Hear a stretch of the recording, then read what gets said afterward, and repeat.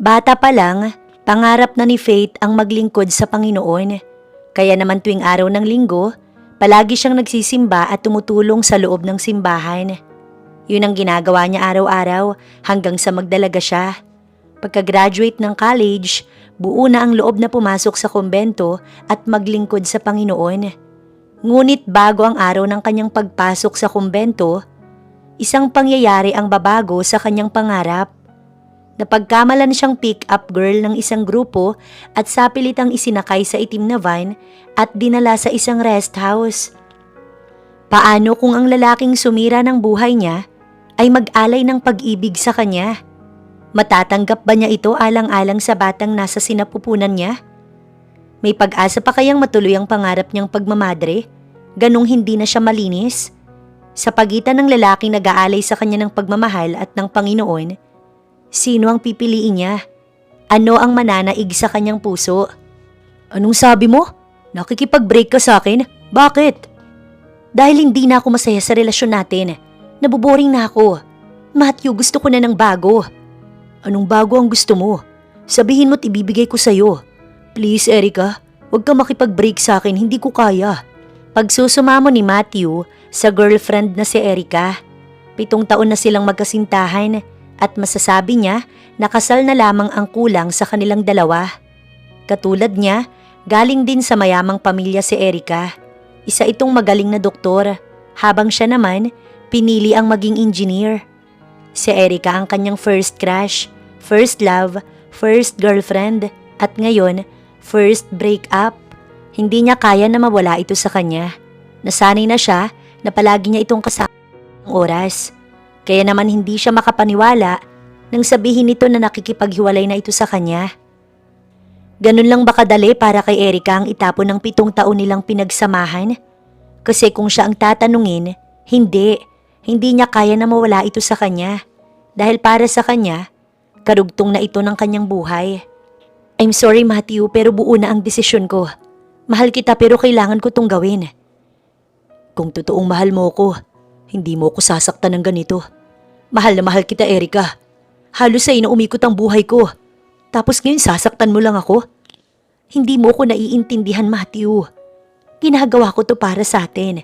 Kung talagang tayo ang para sa isa't isa, ang tadhana na mismong gagawa ng paraan para magkabalikan tayo. Sa ngayon, hayaan mo na muna ako. Paalam, Matthew. Sana balang araw maintindihan mo ko. Kahit anong pakiusap ang gawin niya, nanatiling sarado ang isipan ni Erica. Talagang buo na ang loob nito na makipag-break sa kanya. Hindi niya matanggap na sa isang iglap, basta na lamang ito nagdesisyon na makipag-break sa kanya. Wala siyang maalala na may ginawa siyang kasalanan o pagkakamali para magalit ito sa kanya. Simula nang maging sila, kay Erica na umikot ang kanyang buhay. Kulang ang araw niya kapag hindi niya ito nakita. Tapos itatapon lang nito ng ganoon kadali. Sa labis na sakit, humantong siya sa bar at doon nagpakalasing. Tinawagan niya ang mga kaibigan upang may makasama siyang uminom at mapagsabihan ng sama ng loob niya. Anong nangyari? Bakit biglaan naman natang pakikipaghiwalay sa'yo ni Erica? Tanong ni Alex. I don't know. Kahit ako man ay naguguluhan pa.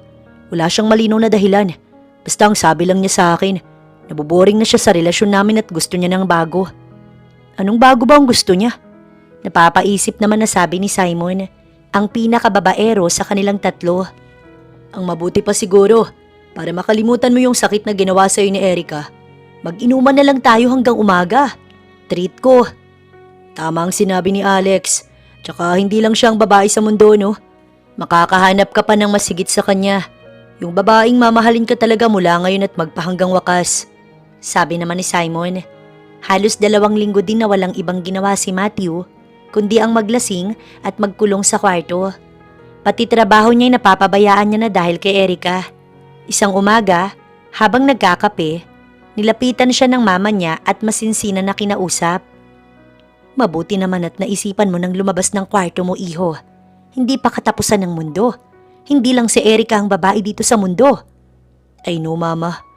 Pero si Erica lang ang gusto ko. At gusto ko bumalik siya sa akin. Kung gusto mo siyang bumalik sa'yo, kausapin mo siya. Puntahan mo siya sa bahay niya. Ipakita mo sa kanya na mali ang desisyon niya sa pakikipaghiwalay sa'yo. Isa kang hirera. At ang hirera, hindi sumusukot mas lalong hindi mahina. Tama ka, Mama. Salamat dahil sa mga sinabi niyo. Niliwanagan ang isipan ko. Walang inaksayang sandali si Matthew. Kaagad siyang naghanda para puntahan si Erica sa bahay nito. Bumili muna siya ng isang bouquet ng pulang mga bulaklak. Yun kasi ang paborito nito. At sinamahan na rin niya ng chocolate. Nagtaka pa nga siya nang makita ang isang BMW na sasakyan na nakapark. Hindi iyon kay Erica. Napaisip siya kung sino ang bisita nito. Magdo-doorbell na sana siya nang biglang bumukas ang gate. Nakita niya si Erica na may kausap na lalaki at ang sweet ng mga ito. Hinintay muna niyang makaalis ang bisita nito, tsaka siya nag-doorbell.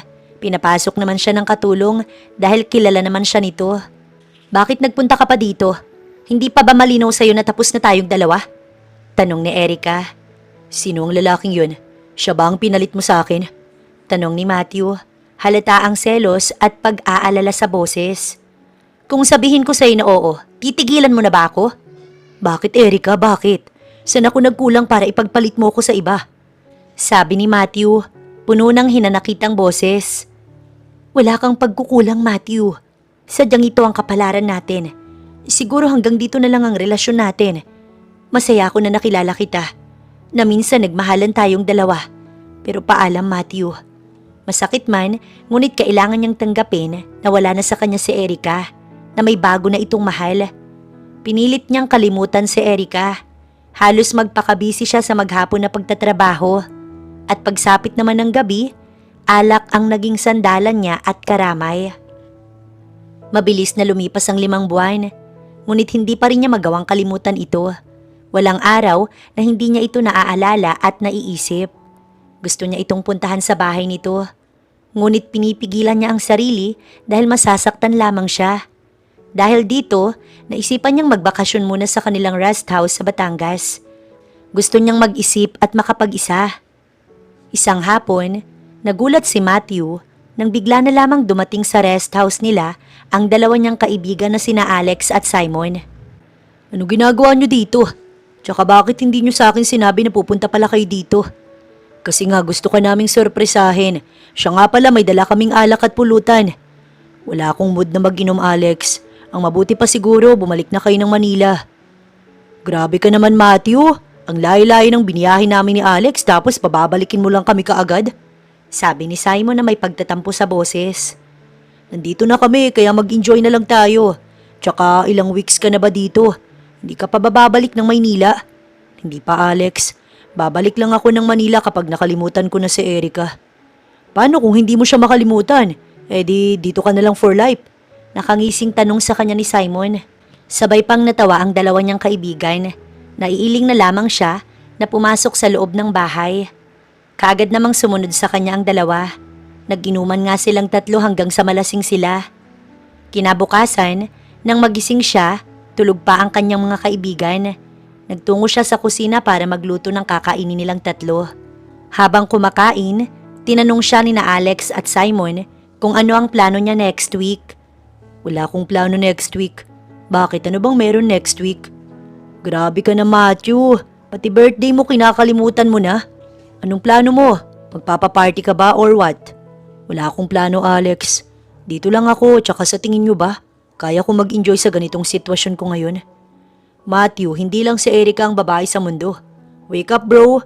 Huwag mong sayangin ang buhay mo sa babaeng hindi ka naman minahal ng totoo. Mapait siyang umiti kay Alex. Tama ito, pero nahihirapan talaga siyang mag-move on. Masyadong matagal na panahon ng kanilang pinagsamahan at hindi kaagad iyon basta-basta mawawala. Samantala, masayang-masaya si Faith dahil sa wakas, tapos na siya ng kolehiyo at matutupad na ang pangarap niyang pumasok sa kumbento at maglingkod sa Panginoon. Sigurado ka na ba talaga, Faith, na tuloy na ang balak mong pagmamadre? Oo naman, Carol. Bata pa lang ako, ito na ang pangarap ko. Ngayon pa ba ako aatras kung kailang abot kamay ko na ang pangarap ko? Sayang ang ganda mo, friend, kung mabuburo ka lang sa loob ng kumbento. Bukod dun, sayang ang mga manliligaw mo at ang gagwapo pa naman. Kinikilig na sabi ni Carol. Unang-una, Carol, hindi ko sinabi na ligawan nila ako, no? At pangalawa, hindi ko nakikita ang sarili ko na magkaroon ng boyfriend o asawa. Bata pa lang ako, Nasa paglilingkod na sa Panginoon ang puso ko.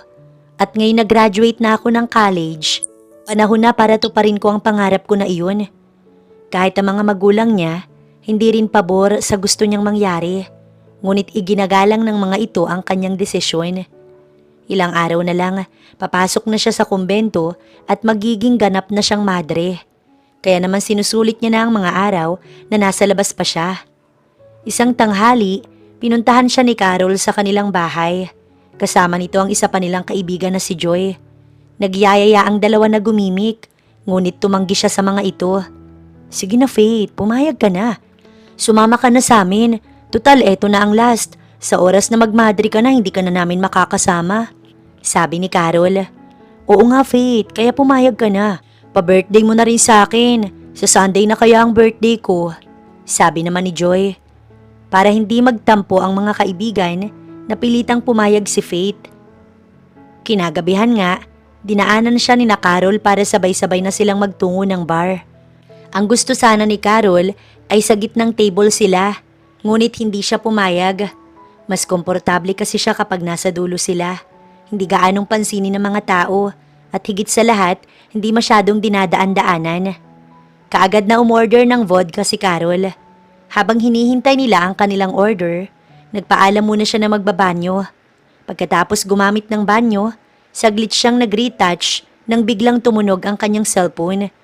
Nang tingnan niya kung sino ang tumatawag ay ang inay niya.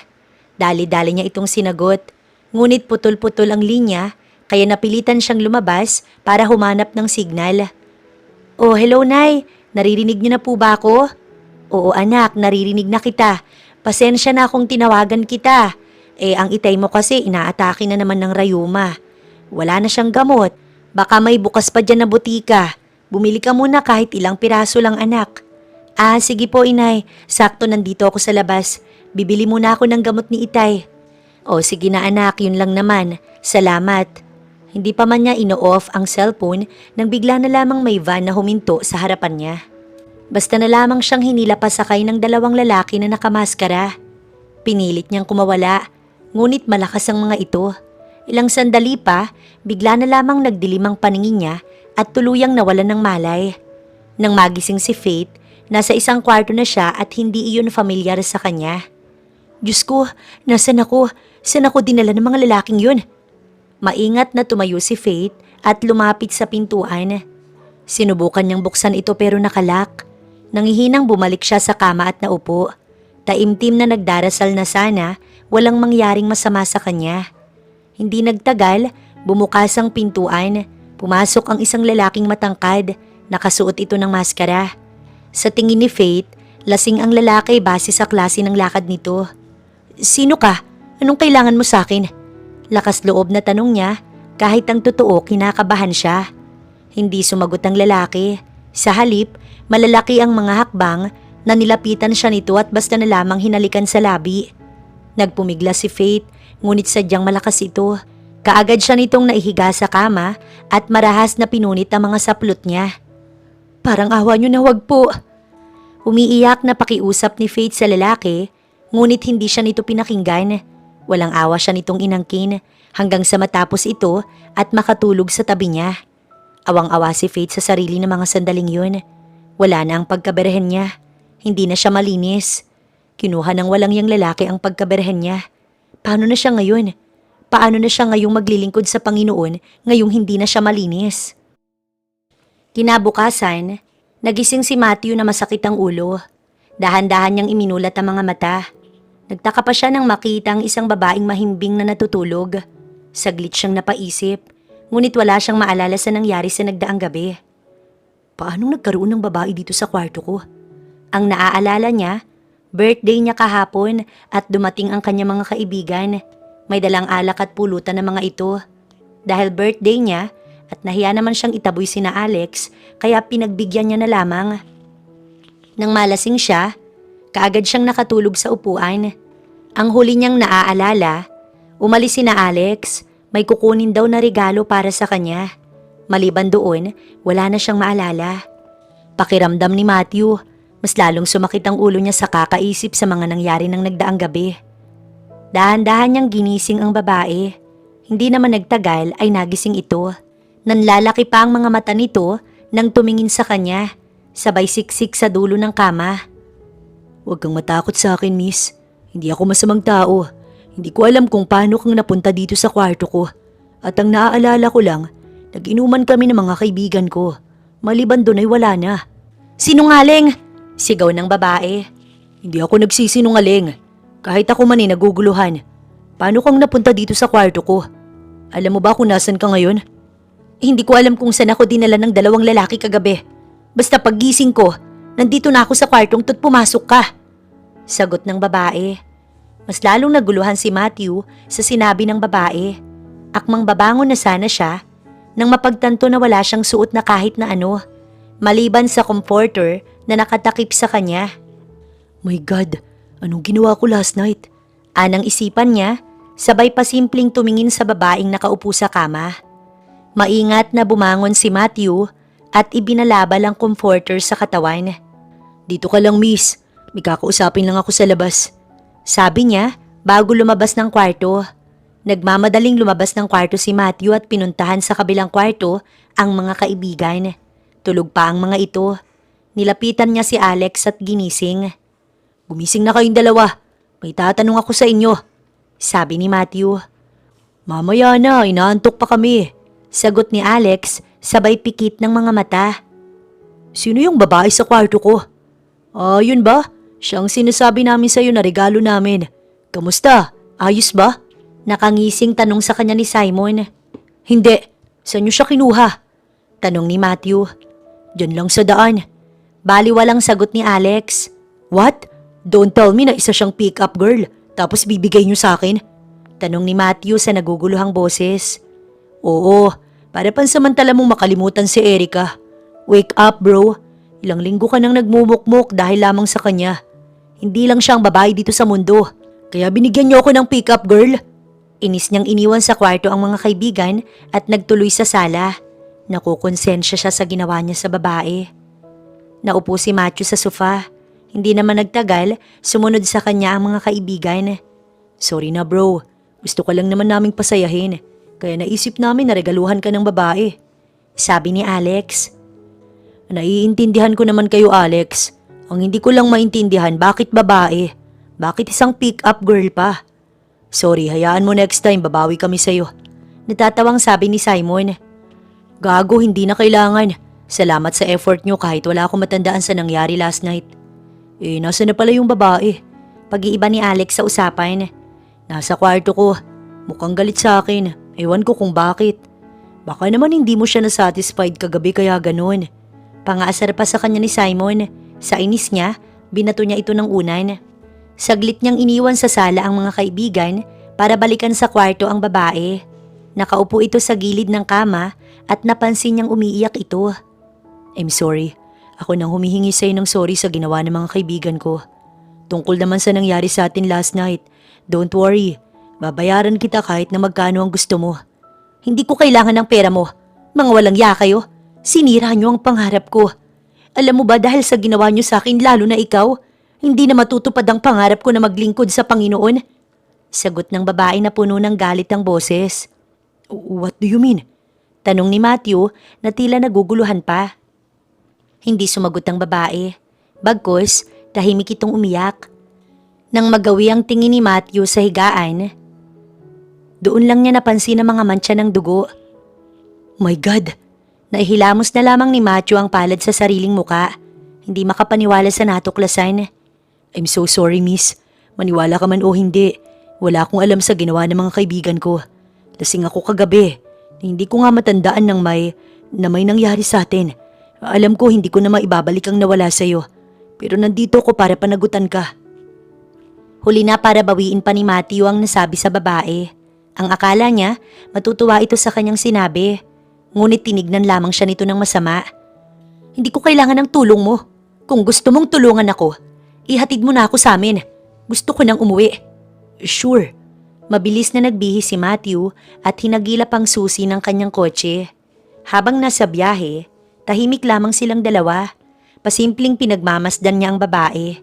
Kay amo ng mukha nito na bumagay sa matangos nitong ilong. Hindi nagtagal, nakarating din sila sa address na sinabi ng babae. Mabilis itong bumaba ng kanyang kotse. Ngunit kaagad niyang nahawakan ang isang kamay nito. "Bitiwan mo ang kamay ko," utos ng babae. Please listen to me. Maniwala ka sa akin, hindi ako masamang tao. Kung may nagawa man ako sa iyo kagabi, sorry. Lasing ako. Nakahanda akong itama ang pagkakamaling nagawa ko. Nakahanda ako na pakasalan ka. Madaling sabihin sa'yo dahil hindi mo buhay ang nasira. Malakas nitong hinatak ang kamay na hawak niya at walang lingong lakad na siya iniwan. Napabuga ng hangin si Matthew bago bumalik sa sasakyan. Pagbalik ng rest house, naabutan niyang kumakain sina Alex. Naupo siya sa bakanting upuan. Anong sabi ng babae? Galit pa rin ba sa'yo? Tanong ni Alex. Oo, galit na galit siya sa akin. At dahil yun sa inyong dalawa, alam nyo ba na hindi pick-up girl ang babaeng yun? What? Sabay na sabi ng dalawa. Yes, nakita ko ang mga mantsa ng dugo sa higaan. Patunay na malinis siyang babae. Paliwanag ni Matthew. So anong plano mo ngayon? Tanong ni Simon. Pakakasalan ko siya, Simon.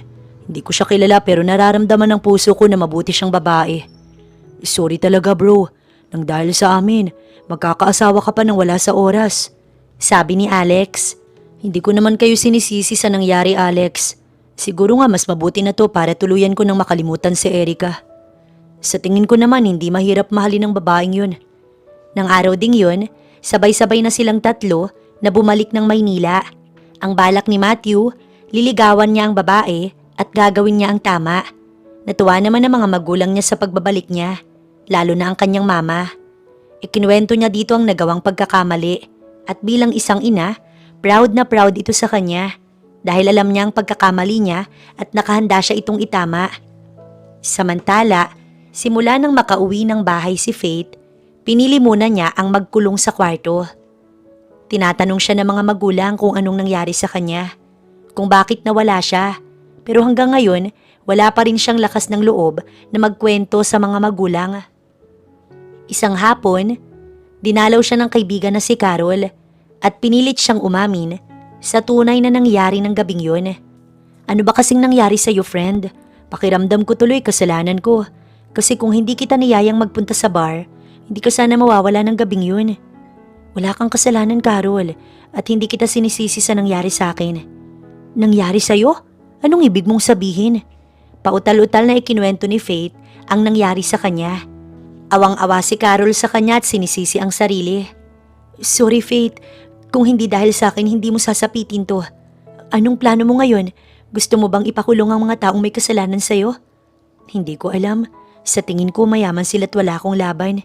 Sinasabi mo ba na hayaan mo na lamang silang maging malaya? Ayaw mo ba silang makitang naghihimas sa rehas na bakal? Tanong ni Carol na may halong galit sa boses. Siyempre, gusto ko, Carol.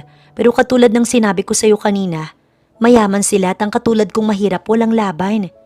Ipinagdarasal ko na lang na sana hindi magbunga ang nangyari sa amin. Sana nga, friend, dahil kapag nagkataon, malaking problema talaga to. Nang mga sumunod na araw, pinilit ni Faith na ibalik ang normal na dating siya. Pinilit niyang kalimutan ang nangyari sa kanya. Iniisip na lamang niya na isa iyong masamang panaginip. Ngunit isang tanghali, isang bisitang hindi niya inaasahan na makikitang muli. Walang iba kundi ang lalaking may kasalanan sa kanya. Anong ginagawa mo dito? Bakit nagpunta ka pa dito? Hindi mo ba ako papapasukin sa loob? Hindi, umalis ka na. Ayoko nang makita ang pagmumukha mo. Alis! Utos ni Faith na hindi na makapaghintay na umalis ang lalaki. No, hindi ako aalis dito hanggat hindi tayo nagkakausap ng maayos. Please, pakinggan mo naman ako. Kahit paulit-ulit ka pang magpaliwanag sa akin at humingi ng tawad, walang silbi yun. Kinuha mo na sa akin ang isang bagay na ilang taon kong iningatan. Alam mo ba nang dahil sa ginawa mo baka hindi na matupad ang pangarap kong pagmamadre? Magmamadre ka? Tanong ng lalaki na tila nagulat. Oo, pero dahil sa'yo, mukhang hindi na matutuloy. Bata pa lang ako, pangarap ko nang maglingkod sa Panginoon. Tapos darating ka sa buhay ko para sirain yun? I'm sorry, hindi ko alam. Alam ko na malaki ang kasalanan namin sa'yo. Kaya nakahanda ko na itama yun. Marry me at pinapangako ko sa'yo. Gagawin ko ang lahat para matulungan ka at ang pamilya mo. Hindi ko kailangan ng tulong mo. Umalis ka na dito. Ayoko nang makita ang pagmumukha mo. Umalis ka na. Ubod ng lakas niyang pinagsaraduhan ng pintuan ng lalaki. Kahit anong gawin itong pagkatok, hindi niya pinagbubuksan ng pintuan.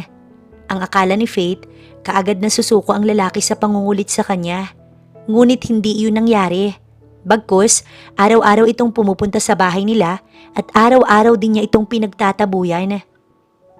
In fairness ang gwapo pala niya, makalaglag panty. Maaring ang gwapo siya, pero halimaw naman at walang puso. Ayaw mong bigyan ng chance? Sayang ang gwapo pa naman, tsaka kung ganyan kagwapo, kahit halimaw papatusin ko. Naiiling na binatukan niya ang kaibigan. Ang hilig talaga nito sa gwapo. Alam mo naman ang dahilan ko, di ba? Tsaka masamang tao siya, kaya bakit ko siya bibigyan ng pagkakataon na makalapit sa akin? Sa tingin ko naman, Faith, hindi siya masamang tao. Malay mo, baka totoong nagsasabi siya ng totoo. Teka, ano nga palang pangalan niya? Ewan ko, hindi ko naman tinatanong tsaka hindi naman ako interesado na malaman kung anong pangalan niya. Mapapagod din yan at susuko. Mga ganyang lalaki, itsura pa lang babaero na. Grabe ka naman, Faith. Napaka-judgmental mo naman. Hindi ako judgmental. Sinasabi ko lang ang totoo. Patuloy na lumipas sa mga araw. 2 buwan na, simula nang mangyari ang bangungot sa buhay ni Faith. Sa awa ng Diyos, naipagtapat na rin niya sa mga magulang ang sinapit ng gabing mawala siya. Ang gusto nga ng mga ito'y magsampa ng kaso sa lalaking dumukot sa kanya at sa lalaking kumuha ng kanyang pagkaberhen, ngunit hindi siya pumayag. Unang-una, wala silang laban sa mga ito at pangalawa, gusto niyang maging lihim ang sinapit niya sa lalaki. Ayaw niyang mapagkwentuhan sa kanilang lugar at higit sa lahat, ayaw niyang may iba pang makaalam tungkol sa bagay na iyon. Tama na yung sila-sila lang ang may alam. Isang hapon, habang inaayos ni Faith ang mga gamit, napansin niya ang mga napkin na walang kabawas-bawas. Doon lang niya naalala na hindi pa siya nagkakaroon simula ng gabing may mangyari sa kanya. Nakaramdam siya ng takot nang maisip na baka nga buntis siya, na baka nagbunga ang ginawa sa kanya ng lalaki. Diyos ko, wag naman po sana. Hindi na nga matutupad ang pangarap ko tapos ngayon. Hindi napigilan ni Faith ang mapaiyak. Hindi siya pwedeng mabuntis. Tsak na pag-uusapan siya sa kanilang lugar at kukutsain ng mga tao. Kaagad niyang sinabi sa inay niya ang tungkol sa hindi pagkakaroon ng dalaw. Kahit ito man ay nabahala. Ito ang tatandaan mo, anak. Kahit anong mangyari, nandito lang kami ng itay mo. Nakasuporta sa'yo. Kung sakali man nabuntis ka, huwag kang matakot. Kasama mo kami. Umiiyak na niyakap niya ang inay niya. Nagpapasalamat si Faith na nagkaroon siya ng mga magulang na mababait at mapagmahal. Upang makasigurado, sinamahan siya ng inay niya na magpatingin sa doktor. Kahit inaasahan na iyon ni Faith, nakaramdam pa rin siya ng matinding kalungkutan. Samantala, hindi pa rin tumitigil si Matthew na suyuin araw-araw ang babae. Naniniwala siya na magbabago din ang isip nito at papayag na magpakasal sa kanya. Hayaan mo lang, bro. Total siya naman ang may ayaw na panagutan mo siya. Hindi pwede, Alex. May kasalanan ako sa kanya at kailangan ko yung itama. Nandoon na tayo na may kasalanan ka sa kanya. Pero siya ang may ayaw, di ba? 2 buwan mo na siyang sinusuyo. Pero until now, hindi pa rin nagbabago ang isip niya. Hayaan mo na siya, Matthew. Kung ayaw niya, edi hayaan mo. Hindi naman ikaw ang nawalan, kundi siya. Tsaka hindi naman nagbunga ang nangyari sa inyo. Kaya wala kang responsibilidad sa kanya. Malalim na napabuntong hininga si Matthew. May point ang kaibigan niyang si Alex, pero hindi kaya ng kanyang konsensya. Isang gabi, habang nanonood ng balita sa TV, tumunog bigla ang doorbell. Nang buksan ni Matthew, nagulat siya nang makita si Erica. Erica? Sambit ni Matthew, hindi makapaniwala. Ako nga, Matthew. Hindi mo ba ako papapasukin? Sagot ni Erica na may ngiti sa labi. Anong masamang hangin ang nagtulak sa'yo para puntahan ako dito? Di ba masaya ka na sa bago mong mahal? Sabi ni Matthew na hindi makapaniwala. Yun din ang akala ko, Matthew. Pero nagkamali ako. Habang kasama ko siya, ikaw ang naiisip ko. Naalala ko ang masaya nating mga pinagsamahan. I miss you so much, Matthew Herrera. Hindi alam ni Matthew kung anong mararamdaman niya ng mga sandaling yun. Matutuwa ba siya o matatawa? Ilang buwan na silang hindi nag-uusap ni Erica. Ang huling balita niya dito, sumama ito sa ibang bansa sa bago nitong boyfriend. Tapos ngayon magiging bisita niya ito at sasabihin na namimiss na siya nito. So bakit ka nandito? Anong kailangan mo sa akin? Tanong ni Matthew na hindi pa rin makapaniwala. Hindi na ako magpapaligoy-ligoy pa, Matthew. Gusto ko na magkabalikan tayong dalawa at ituloy ang naudlot nating relasyon. Sabi ni Erica na may determinasyon sa boses. Pagkatapos mo kong iwan at ipagpalit sa ibang lalaki, tapos ngayon nandito ka para sabihin ng mga katagang yan. Labis ako nasaktan sa ginawa mo, Erica. Tapos ngayon babalik ka na parang walang nangyari. Hindi ako isang bagay na pwedeng itapon kapag ayaw mo na. At pulutin ulit kapag gusto mo na. Tao ako, Erica, tao. I'm sorry, Matthew, nagkamali ako.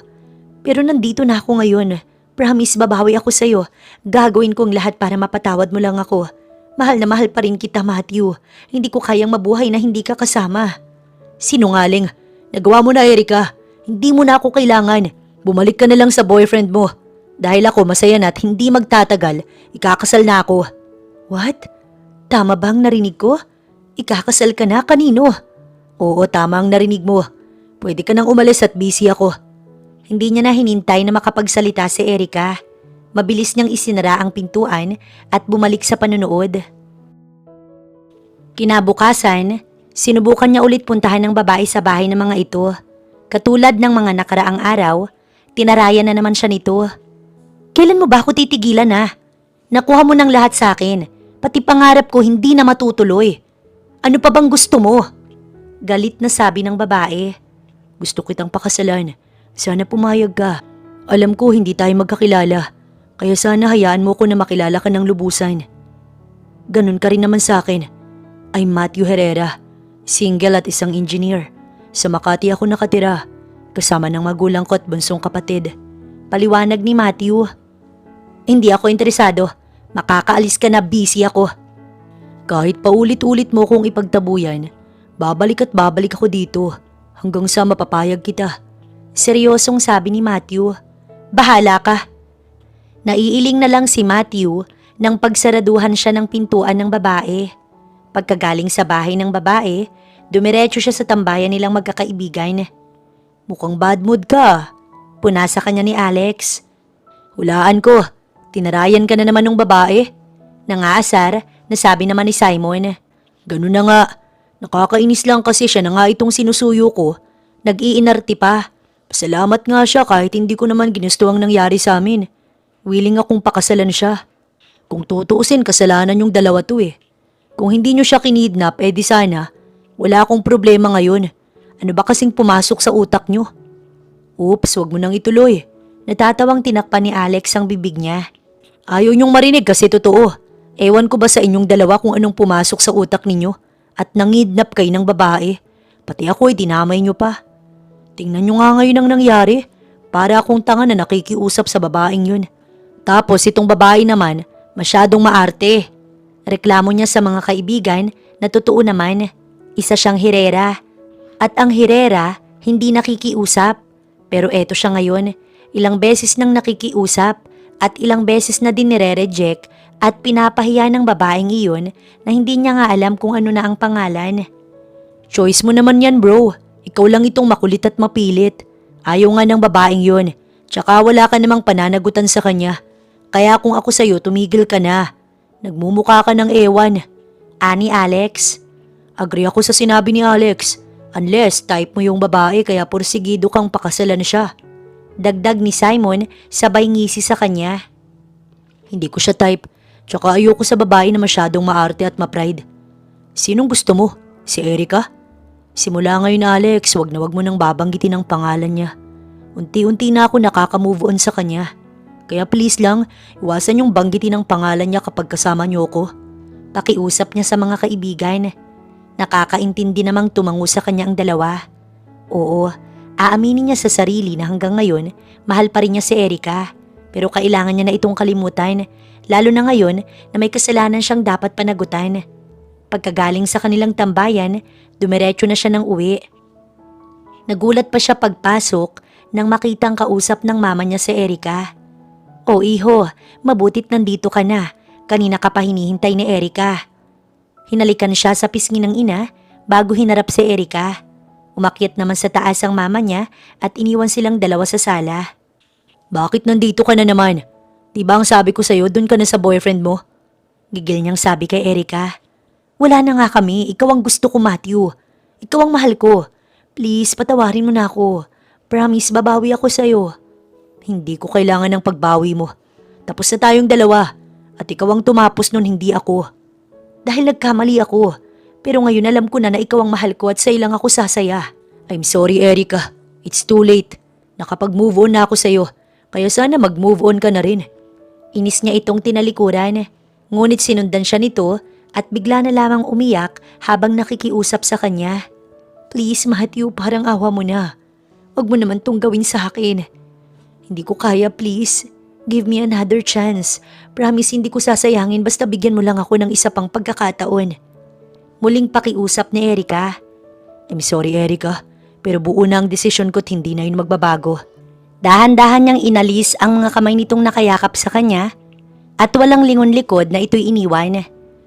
Naririnig niya ang pagtawag nito sa kanyang pangalan, ngunit hindi siya natinag. Kailangan niyang panindigan ang desisyon kahit mahirap, dahil iyon ang tama. Samantala, ilang araw nang hindi mapakali si Faith. Simula nang malaman niyang buntis siya, hindi talaga niya alam ang gagawin. Ayaw naman niyang gumawa ng isang bagay na pagsisisihan niya. Kung ako sa'yo, tanggapin mo na lang ang alok ni Matthew. Total mukhang mabait naman siya, totoo ang mga sinasabi niya. Kaysa naman isilang mo nga anak mo nang walang ama. Gawin mo to hindi para sa sarili mo, kundi para sa anak mo. Walang masama kung tatanggapin mo ang alok niya. Pero syempre, nasa iyo pa rin ang desisyon. Ang sa akin lang ay advice lang. Sa tingin mo ba, Carol, tama na tanggapin ko ang alok niya? Para sa akin, oo. Nakikita ko naman kasi na sincere siya at mukhang mabait. Bukod doon, ang gwapo kaya wag mo nang pakawalan pa, Faith. Ikaw din, pag nagsawa sa pagsuyo sa'yo yun. Tinatakot mo naman ako, Carol eh. Hindi kita tinatakot, sinasabi ko lang ang totoo. Kaya kung ako sa'yo, tanggapin mo na ang alok niya. Sayang ang mga lahi niyo, day. Pangasar pa ni Carol. Sunod-sunod na paghinga ang ginawa niya.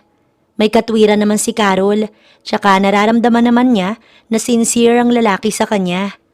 Sige, pag-iisipan ko ang mga sinabi mo, Carol. Oo, pag-isipan mo at wag mo nang patagalin pa. Baka mainip si Papa Matthew at hindi na magparamdam sa'yo. Pagsapit ng linggo, nagsimba siya at nagdasal. Humingi ng tawad sa Panginoon dahil hindi na matutuloy ang pangarap niyang paglilingkod. Panginoon, ano pong gagawin ko? Tama ba na bigyan ko ng chance ang taong naging dahilan ng pagkasira ng buhay ko? Ayokong lumalaki ang anak ko na walang nakikilalang ama. Kaya lang, ang hirap naman kung magpapakasal ako sa taong hindi ko naman mahal. At baka maalala ko lang yung nangyari sa akin sa tuwing makikita ko siya. Panginoon, bigyan niyo ko ng sign na dapat kong bigyan ng chance ang taong sumira ng buhay ko. Nasa mga kamay niyo po ang desisyon ko. Taimtim niyang panalangin. Palabas na siya ng simbahan nang makita ang isang babae na pasakay sa kotse. Mukhang nahihilo ito base sa itsura. Nagmamadali niya itong nilapitan at mabilis na inalalayang makasakay sa driver's seat ng kotse. Kamusta po, ma'am? Nahihilo po ba kayo? Medyo, iha. Nasaan po ang driver ninyo? May kasama ba kayo? Wala akong kasama. Ako lang mag-isa. Kung ganun, kayo ang magmamaneho? Kaya niyo po bang mag-drive? Kaya ko naman, iha. Nahilo lang ako bigla. Marahil dahil sa sobrang init ng panahon kaya ganoon. Paliwanag ng babae. Kung ayos lang po sa inyo, ako na maghahatid sa inyo. Marunong ako mag-drive. Alok niya sa babae. Sigurado ka ba, iha? Opo, ma'am. Ano po, ihatid ko na po ba kayo? Inihatid nga niya ang babae. Huminto sila sa isang malaking bahay. Hindi niya naisip na ganun pala kayaman ng babae. Napakasimple kasi nitong manamit. Hindi aakalain na sobra palang yaman. Inalalayan niya itong makababa ng sasakyan. Nginitian siya nito at niyaya sa loob ng bahay. Naku, hindi na po, ma'am. Uuwi na po ako, baka hinahanap na po ako sa amin. Ganun ba, iha? Kung ganun, ipahahatid na lang kita sa anak ko para hindi ka na mag-commute. Naku, wag na po, ma'am. Kaya ko namang mag-commute at isa pa, hindi naman masyadong malayo sa bahay namin. Kahit na iha, halika pumasok ka muna sa loob para makilala mo ang anak ko. Mabait yun at gwapo.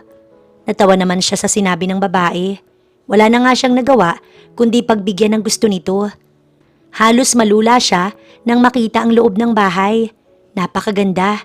Halos mga mamahaling gamit ang makikita doon. Ngunit nawala ang ngiti niya nang makilala ang isang larawan na nakasabit sa dingding. Hindi siya maaaring magkamali. Si Matthew yun.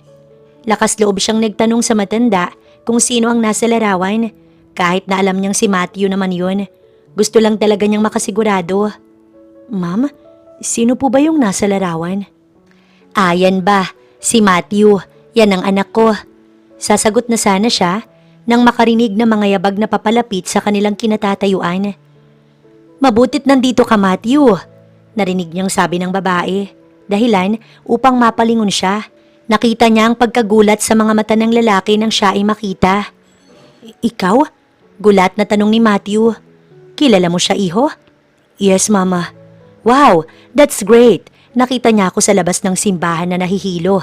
Tinulungan niya ako at pinagmaneho pa uwi dito. Ano? Kamusta ang pakiramdam niyo, mama? Okay na po ba kayo? Nag-aalalang sabi ni Matthew. Maayos na ako, anak. O siya, maiwan ko muna kayo dito. Magbibihis lang ako. Paalam ng babae. Nang maiwan silang dalawa ni Matthew, namayani ang mahabang katahimikan. Maya-maya, siya na ang bumasag sa katahimikang yun. Hindi ko akalain na mama mo pala si mama. Grabe, ang liit lang talaga ng mundo. Oo, sa lahat ng tao, ikaw pa ang tumulong sa mama ko. Salamat. Tatanawin ko itong malaking utang na loob sa'yo. Wala yun. Kailangan ng mama mo ang tulong ko. Kaya binigay ko lang ang tulong na nararapat para sa mama mo. Pwede ko na bang malaman ang pangalan mo? Para naman alam ko kung anong itatawag ko sa'yo. Faith ang pangalan ko. Beautiful name. Bagay na bagay sa'yo. Salamat. Niyaya siya ni Matthew na maupo sa sofa. Bagaman nag-aalangan, sumunod na lang siya. Faith, pwede na ba nating pag-usapan ng tungkol sa nangyari sa atin ng gabing yun? Maniwala ka man sa hindi, wala akong alam doon. Mga kaibigan ko ang dumukot sa'yo. Kung hindi lang ako lasing ng gabing yun, walang mangyayari sa atin. Matutupad sana ang pangarap mong pagmamadre. Kung bibigyan mo lang ako ng pagkakataon, hayaan mo ko na pakasalan ka. Maaaring hindi tayo magkakilala, pero pwede naman nating kilalanin ang isa't isa. Tama ka, Matthew. Pwede naman nating kilalanin ang isa't isa. Sorry kung sinungitan kita. Hindi mo naman ako masisisi kasi nasaktan ako. Bata pa lang ako, pinangarap ko ng maglingkod sa ating Panginoon. Tapos hindi naman pala matutuloy. Sobrang sakit nun sa akin. I understand. Hindi ako mangangako sa'yo pero gagawin ko ang lahat para mapasaya ka at makabawi sa'yo. Tinanggap niya ang pakikipagkaibigan ni Matthew. Hinatid siya nito sa kanilang bahay. Niyaya niya itong pumasok sa loob ng bahay para magkape. Ipinakilala niya rin ito sa mga magulang bilang bago niyang kaibigan. Simula nun, araw-araw na siyang pinupuntahan ni Matthew at dinadalhan ng kung ano-ano. Doon niya napagtanto na mabuti pala itong tao. Hindi ito masamang tao gaya ng kanyang iniisip. Isang gabi, habang magkausap silang dalawa sa park, nagdesisyon siyang sabihin dito ang tungkol sa pagbubuntis niya. Habang lumilipas sa mga araw, lumalaki ang tiyan niya at mahahalata na ito. Hindi niya na maitatago ang pagbubuntis sa maraming tao. May gusto sana akong sabihin sa iyo, Matthew. Sana huwag kang mabibigla. Go ahead. Ano ba yun? Buntis ako, Matthew. Nagbunga ang nangyari sa atin ng gabing yun. Really? Oo, Matthew. Ibig ba nitong sabihin, papayag ka nang magpakasal sa akin? Oo, Matthew. Pumapayag na ako magpakasal sa'yo. Wala naman ako ibang pagpipilian eh. Kaysa naman lumaki ang tiyan ko na walang asawa at walang amang makikilala ang anak ko. Para sa anak ko, susugal ako. Hindi pa kita gaanong kilala pero nararamdaman ng puso ko na mabuti kang tao. Salamat, Faith. Hindi mo lang alam kung gaano mo ako pinasaya ngayon. Sa lalong madaling panahon, magpapakasal tayo. Kaagad na sinabi ni Faith sa mga magulang ang balak nilang pagpapakasal ni Matthew. Hindi naman ito tinutulan. Sa halip, masaya ang mga ito para sa kanya. Kahit ang kaibigan niyang si Carol, todo tili nang sabihin niyang ikakasal na siya kay Matthew. Finally, friend, naisip mo din yan. Grabe, nakakainggit ka. Nakabingwit ka ng matabang isda na sobrang gwapo. Hindi naman ang yaman ni Matthew ang habol ko, kaya ako pumayag na magpakasal sa kanya. Ginagawa ko to para sa anak ko. Gusto ko siyang lumaki na may buong pamilya. Ayoko siyang mabuli pagdating ng araw. Nandun na tayo, Faith. Maswerte ka pa rin kasi mabuting tao yung nanamantala sa'yo. Oo na, pinagdarasal ko na lang na sana hindi magbago si Matthew. Na sana hindi lang pakitang tao itong pinapakita niyang kabaitan sa akin. Sa tingin ko naman hindi. Uy, ako yung maid of honor mo ha. Siyempre naman, ikaw pa ba? Best friend tayong dalawa, di ba? Nang mga sumunod na araw, inasikaso na nga nila ni Matthew ang kanilang kasal. Ang gusto sana niya, simpleng kasal lang, pero hindi ito pumayag, maging ang ina nito. Hanggang ngayon, hindi pa rin siya makapaniwala na buntis siya at ikakasal na. Tuwang-tuwa naman ang mga kaibigan ni Matthew nang malaman na ikakasal na siya kay Faith. Inaasar pa siya ng dalawa na lalagay na siya sa tahimik, kaya sulitin na niya ang mga araw na siya ay malaya. Hanggang ngayon bro, hindi kami makapaniwala na ikakasal ka na at sa babaeng hindi mo pa kilala. Alam mo Alex, kahit ako man hindi ko to naisip. Siguro mas mabuti na to para tuluyan ko nang makalimutan si Erica. Magpo-focus na lang ako sa mag-ina ko. Hindi na ako makapaghintay na makita ang anak namin ni Faith. Anong anak? At sinong Faith? Sabay pa silang napalingon na tatlo nang marinig ang boses ni Erica. Nasa likuran na pala nila ito at narinig ang kanilang pinag-uusapan. Nagmamadali naman silang iniwan ni na Alex at Simon. Nang makalayo ang dalawa, tsaka lamang niya hinarap si Erica. Bakit nandito ka? Sinusundan mo ba ako? Hindi, galing kasi ako sa bahay ninyo. Sinabi sa akin ni tita na nandito ka nga. Hindi mo pa sinasagot ang tanong ko. Sino si Faith at anong anak? Huwag mo nang alamin. Ang maganda mong gawin, umuwi ka na at tigilan mo na ako. Hindi ako titigil, Matthew, hanggat hindi mo ako binabalikan. Kung kinakailangan na lumuhod ako sa harapan mo para bumalik ka lang sa akin, gagawin ko. Pakiusap ni Erica. Hindi mo na yun kailangan gawin. Kahit anong gawin mo, hindi na kita babalikan. Siguro nga kailangan mo tong malaman para tigilan mo na ako. Ikakasal na ako, Erica, at hindi magtatagal, magiging isang ama na ako. Hindi yan totoo. Sabihin mong nagbibiro ka lang para tigilan kita, please, Matthew. Huwag mo kong biruin ng ganito. Hindi nakakatuwa. Sa tingin mo ba talaga nagbibiro ako? Kilala mo ko, Erica. Hindi ako marunong magbiro. Ikakasal na ako kay Faith at hindi magtatagal. Isisilang niya na ang anak namin. Kaya tigilan mo na ako. No, hindi ako papahig na magpakasal ka sa ibang babae. Sa akin ka lang, Matthew. Tayong dalawang nababagay. Hindi ang sino man, lalo na ang Faith na yon. I'm sorry, Erica, pero huli na ang lahat sa atin. Kung hindi mo ako iniwan at ipinagpalit sa ibang lalaki, di sana tayo pa hanggang ngayon. Sinayang mo ang ilang taon nating pinagsamahan. Sinayang mo ang pagmamahal ko sa'yo.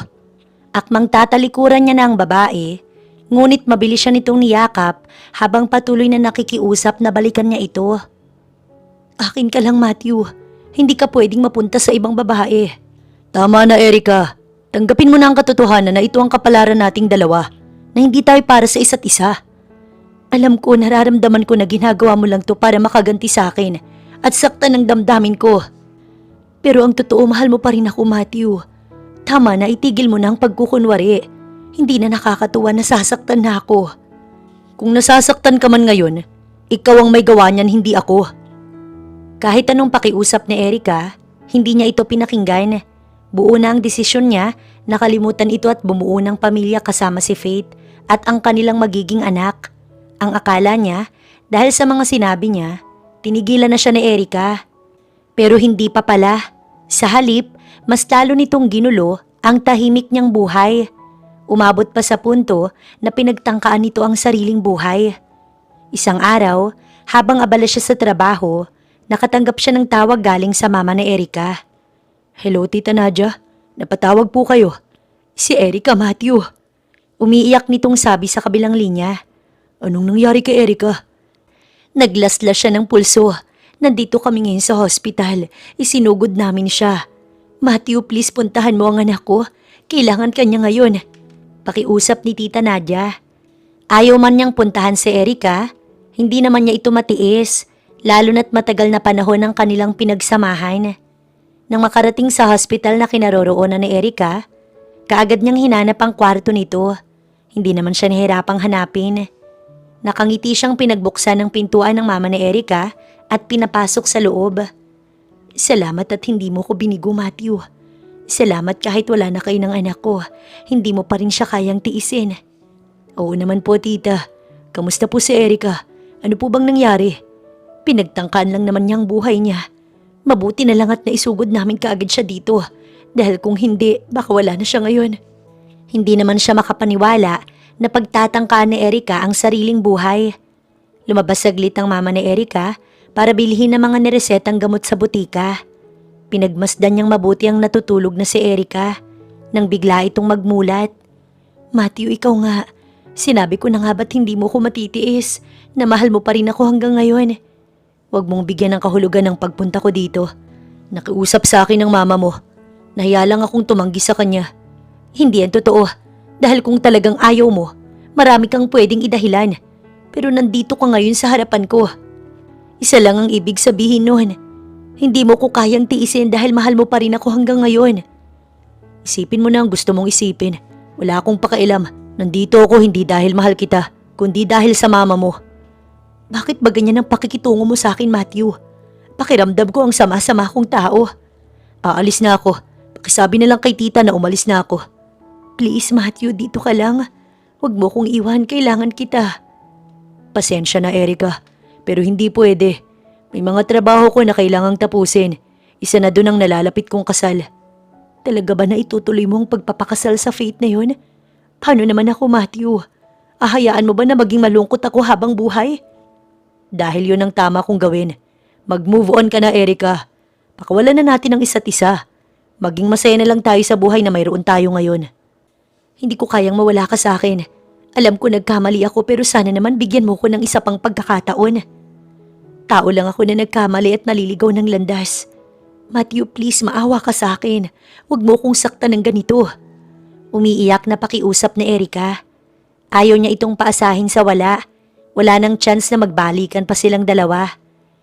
Nakapangako na siya kay Faith at isa pa, buntis ito't hindi magtatagal, magiging isang ganap na siyang ama. Dahan-dahan niyang kinala sa mga braso nitong nakayakap sa kanya. Walang paalam na iniwan niya ito doon sa kwarto. Mabilis na lumipas sa mga araw at buwan. 3 araw bago ang kasal nila ni Matthew, may babae siyang naging bisita na ang pangalan ni Erica. Ikaw ba si Faith? Ako nga, sino ka? Bakit mo ko kilala? Ako si Erica, ang dating GF ni Matthew. Nagpunta ako dito para personal kang makausap tungkol sa kanya. Anong pag-uusapan natin tungkol kay Matthew? Mahal ko pa rin si Matthew at gusto ko na magkabalikan kami. Pero ayaw niya dahil sa'yo. Ako na nakikiusap sa'yo, Faith. Huwag mo nang ituloy ang kasal niyo. Alam ko na mahal pa rin niya ako pero pinipigilan niya ang sarili niya dahil sa'yo. Hindi mo naman siya mahal, di ba? Ganoon din siya sa'yo. Walang saysay kung magpapakasal kayo. Pareho lang kayong hindi magiging masaya. Please, Faith, palayain mo siya. Iurong mo ang kasal niyo. Babae ka din na katulad ko, maawa ka sa akin.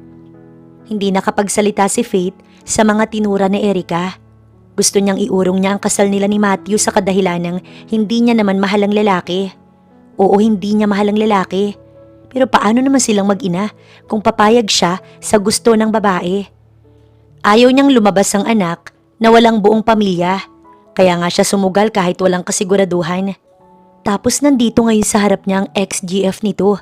At inuutusan siyang gawin ang isang bagay na mahirap gawin dahil anak niya ang magiging kawawa. Pasensya na, miss, pero hindi kita mapagbibigyan sa gusto mo. Oo, hindi ko mahal si Matthew, pero kailangan siya ng anak ko. Parang awa mo na, Faith. Maawa ka sa akin. Ibalik mo sa akin si Matthew. Kung gusto mo, babayaran kita ng malaking halaga. Umurong ka sa kasal niyo. Name your price. At ngayon din ibibigay ko sa iyo ang pera ng buo at cash. Hindi ko kailangan ng pera mo. Mahirap man kami pero hindi ko pinagbibili ang dignidad ko. Kung wala ka nang sasabihin, makakaalis ka na. Marami pa akong ginagawa sa loob. Pagtataboy niya sa babae. Padabog siyang tinalikuran ng babae at sumakay sa kotse. Nang makaalis ito, siya namang pagdating ni Matthew na may dalang grocery. Nakasimangot ka ata ngayon. Hindi ba maganda ang gising mo ngayong araw?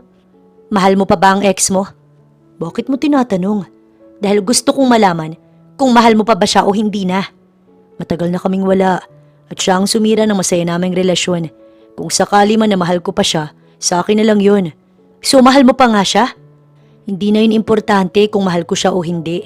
Ang mahalaga, kakasal na tayo at magkakaroon ng buong pamilya ang anak natin. Anong hindi importante? Importante sa akin yun, Matthew. Gusto ko kung magpapakasal ka sa akin, wala nang ibang babae dyan sa puso mo. Ngayon, kung mahal mo pa yung ex mo, mas mabuti sigurong wag na nating ituloy ang kasal na to. What?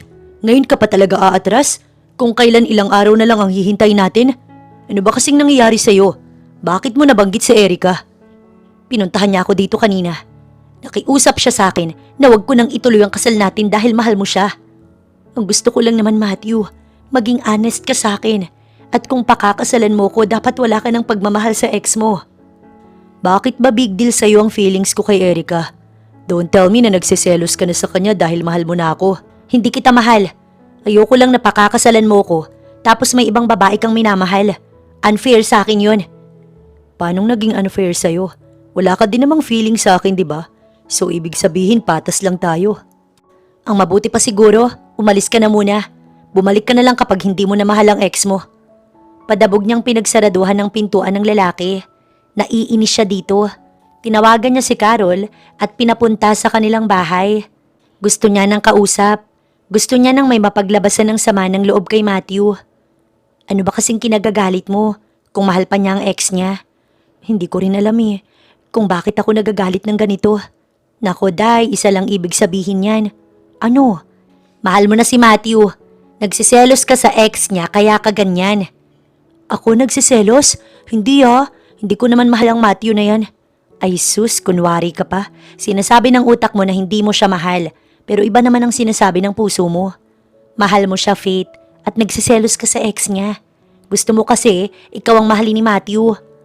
Alam mo, hindi ka naman nakakatulong. Hindi ko nga mahal ang lalaking yun, at kailanman hindi ko siya mamahalin, period.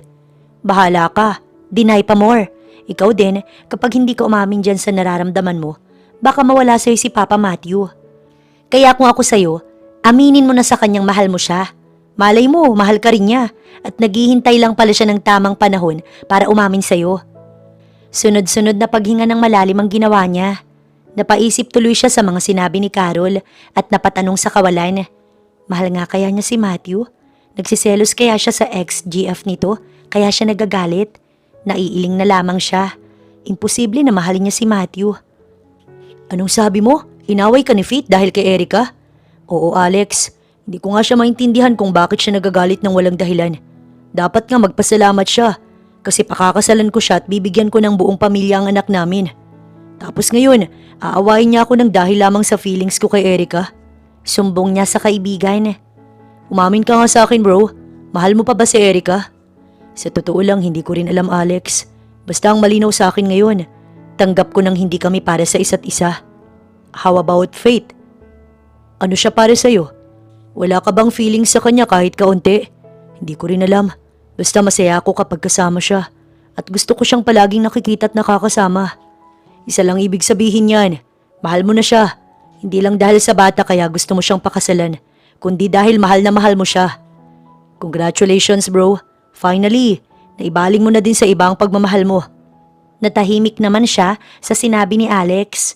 Tama nga kaya ito na mahal niya si Faith? Sa tingin mo, Alex, yun nga kaya ang dahilan? Oo, bro. At sa tingin ko mahal ka rin ni Faith at nagsiselo siya kay Erica. Naku, ayusin mo na yan. 2 araw na lang ay kasal nyo na. Salamat, Alex. At pinarealize mo sa akin na mahal ko na si Faith na hindi lang dahil sa bata kaya gusto ko siyang pakasalan. Pagkagaling sa bahay ni Alex, kaagad siyang nagpa-deliver ng maraming bulaklak. Gusto niyang puntahan si Faith at aminin ang tunay na nararamdaman para dito. Pasakay na sana siya sa kotse nang dumating si Erica. Niharang nito ang sasakyan sa kanyang sasakyan. Alisin mo yung kotse mo. Aalis ako. Utos niya sa babae. Please Matthew, mag-usap muna tayo kahit sandali lang. May sasabihin lang ako sa iyong importante. Alam ko na ang sasabihin mo. Nagaling ka sa bahay ni na Faith at sinabihan mo siya na umurong sa kasal namin. Yes, inaamin ko, ginawa ko nga yun. Desperada na kasi ako. Pero na-realize ko na mali ang ginawa ko. Nagpunta ako dito hindi para makiusap sa'yo na balikan mo ko, kundi para sabihin na pinapalaya na kita. Tanggap ko ng kahit anong gawin ko hindi ka nababalik sa akin. Are you sure? Oo naman, masakit to para sa akin dahil mahal kita pero kailangan kong tanggapin. Kasalanan ko naman kung bakit lumayo ang loob mo sa akin at natuto kang magmahal ng ibang babae. Kaya kailangan ko tong tanggapin ng maluwag sa aking dibdib. Masaya ako't natanggap mo rin lahat. Hangad ko na sana mahanap mo ang lalaking para sa'yo. Pero sana, wag mo nang uulitin ang ginawa mo sa akin. Oo naman, malaking aral sa akin ang ginawa ko sa'yo. Aalis na ako bukas. Sa Amerika na muna ako mag-i-stay. Pakisabi pala kay Faith, sorry sa mga nasabi ko. Sorry din Matthew. Hangad ko ang kaligayahan ninyong dalawa ni Faith. Thanks, Erica. Mag-iingat ka palagi. Pasipol-sipol pa siya habang nagmamaneho. Masaya siya dahil sa wakas, natanggap na din ni Erica na hindi na sila pwede. Pagkarating niya sa bahay ni na Faith, ito ang nagbukas ng pintuan sa kanya. Nagulat pa ito nang makita ang dala niyang maraming bulaklak. Ano yan? Suhol mo sa akin? Nakasimangot nitong turo sa mga bulaklak. Pwede ding nag-uumpisa ako manligaw sa'yo ngayon. Kahit kasal na tayo, liligawan pa rin kita. Liligawan mo ko? Bakit? Dahil yun ang gusto ko. Mahal kita, Faith. Galing yan dito sa puso ko. Mahirap mang paniwalaan ang mga sinasabi ko. Pero yun ang totoo. Please, love me back, Sister Faith Abinida. Mahal din kita, Matthew. Hindi ko lang alam kung kailan kita minahal. Basta ang alam ko, nagising na lang ako na mahal na kita. Na nagsiselos na ako sa ex mo. Ang weird no, pero totoo yun. Sa labis na tuwa, mabilis niyang hinapit sa bewang ang babae at siniil ng halik sa labi na kaagad naman itong tinugon. Nang maghiwalay ang kanilang mga labi, nakangiti niyang tinitigan si Faith. I love you, Faith. Hindi man maganda ang simula natin. Magtatapos naman ito sa masaya at punong-puno ng pagmamahalan. Mamahalin kita araw-araw, minuminuto't oras-oras. Magiging mabuting asawa ko sa'yo at ama sa mga anak natin. Salamat, Matthew. Yun lang naman ang gusto ko marinig galing sa'yo. Muli niyang siniil ng halik si Faith. Halik na punong-puno ng pagmamahalan. Matagumpay na naidaos ang kanilang pag-iisang dibdib ni Faith na dinaluhan ng lahat. Kabilang na dito ang kanyang mga kaibigan. Mga bro, gusto kong magpasalamat sa inyong dalawa. Dahil sa inyo, natagpuan ko ang babaeng makakasama ko habang buhay. Hindi man maganda ang ginawa nyo, nagbunga naman ito ng maganda. Salamat ng marami. Mga tunay talaga kayong kaibigan. Hindi nyo ako iniwan sa ere. Wala yun bro, ang gusto lang namin ni Alex maging masaya ka. At finally, nahanap mo na ang kasiyahan mo kay Faith. Tama si Simon, ngayon na masaya ka na, masaya na din kami. Naiiyak na niyakap niya ang mga kaibigan. Masaya siya dahil nakatagpo siya ng tunay na mga kaibigan sa katauhan ni na Alex at Simon. Samantala, napapangiti na lamang si Faith habang pinagmamasdan ng asawa. Ni sa panaginip, hindi sumagi sa isipan niya na magmamahal siya at magkakaroon ng asawa. Iisa lang ang pangarap niya noon, ang maging madre, pero hindi iyon nangyari sa pagdating ni Matthew sa kanyang buhay. Ngayon niya naisip na hindi pala para sa kanyang pagmamadre. Dahil ang totoo, para siya kay Matthew. Si Matthew na nakatadhana sa kanya. Si Matthew ang inilaan sa kanya ng Panginoon para pagsilbihan niya at mahalin. Hindi man natupad ang pangarap niyang pagmamadre, ay ayos lamang. Binigyan naman siya ng Panginoon ng mabait na asawa at mapagmahal. Sobra-sobra na iyon. Sino nga bang mag-aakala na ang lalaking sumira ng pangarap niya, ang siyang magiging forever pala niya? Ang lalim ata ng iniisip ng asawa ko ah. Wala, may naalala lang ako. Bakit nandito ka? Umalis na ba ang mga kaibigan mo? Pinalis ko na. Gusto na kitang masolo, mahal ko. Ready ka na ba sa honeymoon natin? Ready na ako, mahal ko. Kung ganoon, tayo na't umpisahan na natin. Napatili na lamang siya nang buhatin siya ni Matthew patungong banyo. Walang ibang maririnig sa kanilang kwarto kundi tawanan at salpukan ng kanilang mga nagbabagang katawan. I love you, Faith. Bulong ni Matthew habang walang sawa siya nitong inaangkin. I love you too, Matthew. Ikaw ang una't huling lalaking mamahalin ko habang ako'y nabubuhay dito sa mundong ibabaw.